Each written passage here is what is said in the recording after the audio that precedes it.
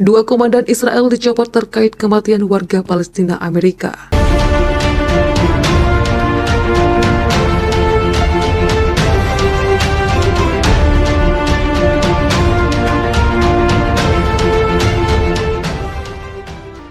Militer Israel mencopot dua komandannya menyusul kematian seorang warga lanjut usia keturunan Palestina Amerika saat ditahan dalam operasi keamanan di tepi barat beberapa waktu lalu. Satu komandan militer Israel lainnya diberi teguran terkait insiden yang sama.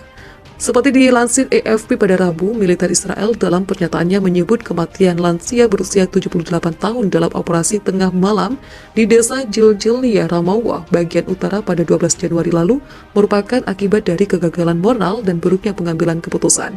Otoritas Palestina menyambut baik penyelidikan yang dilakukan otoritas Israel terhadap kematian lansia bernama Omar Assad, namun juga menyerukan kepada Israel untuk menyelidiki seluruh kematian warga Palestina di tangan tentara Israel, bukan hanya yang memegang paspor Amerika Serikat. Militer Israel menyebut Assad tidak membawa kartu identitas dan menolak kerjasama ketika dicegat tentara. Para tentara Israel mengikat tangannya dan menyumpal mulutnya, serta membawanya ke gedung terdekat bersama 3 tahanan lainnya. Ketika tentara Israel melepaskan para tahanan, mereka mengira Assad tertidur dan meninggalkannya di lokasi itu. Hasil autopsi postmortem, seperti dilaporkan kantor berita Palestina Wafa, menemukan fakta bahwa Assad meninggal akibat serangan jantung yang diakibatkan oleh stres akibat penahanan oleh tentara Israel.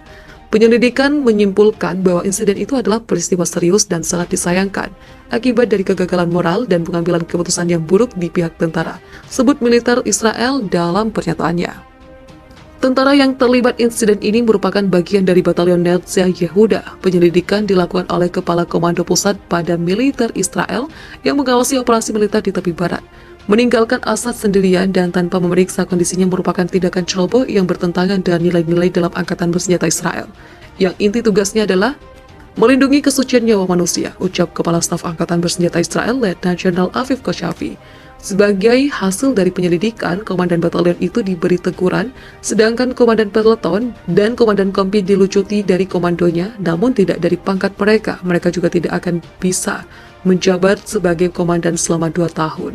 Kepolisian militer Israel juga melakukan penyelidikan terpisah terhadap kasus ini yang bisa mengarah pada dakwaan pidana. Tentara Israel menghancurkan rumah seorang pria Palestina yang menembak mati seorang warga Israel yang berprofesi sebagai pemandu wisata. Pria Palestina yang disebut anggota militan Hamas itu telah tewas usai ditembak pasukan keamanan Israel di Yerusalem tahun lalu.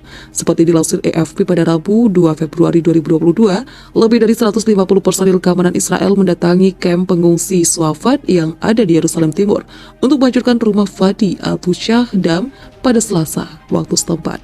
Shahdam disebut sebagai anggota militan Hamas yang menguasai Gaza. Kepolisian Israel menyebut warga yang menghuni kamp pengungsi itu melemparkan batu ke arah personil keamanan Israel. Situasi itu membuat pasukan keamanan Israel menggunakan cara pembubaran kerusuhan.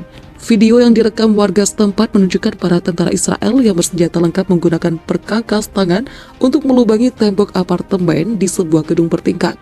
Pihak kepolisian Israel mengklarifikasi bahwa rumah tersangka merupakan bagian dari gedung permukiman yang lebih besar.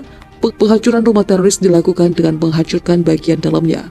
Apartemen itu kemudian disegel dengan tulisan dilarang masuk dalam bahasa Arab yang dibuat dengan cat semprot terlihat pada pintunya. Menurut kepolisian Israel, Shahdam menembak dan membunuh seorang warga Israel Afrika Selatan bernama Eliyahu Kai di kota tua Yerusalem dalam serangan pada November 2021 lalu. Dia juga melukai 2 warga sipil lainnya dalam serangan yang sama. Shahdam akhirnya ditembak mati oleh 2 polisi Israel yang tiba di lokasi. Para aktivis hak asasi manusia HAM mengecam kebijakan Israel untuk menghancurkan rumah warga Palestina yang menjadi tersangka penyerangan. Mereka berargumen bahwa langkah semacam itu justru menjadi hukum kolektif yang seringkali berujung penggusuran orang-orang yang tidak terlibat dalam kekerasan. Israel menegaskan bahwa kebijakan itu memberikan efek jerah. Otoritas Amerika Serikat mendesak penyelidikan setelah seorang pria Palestina Amerika Serikat berusia 80 tahun ditemukan tewas di tepi barat menyusul penangkapan oleh Israel.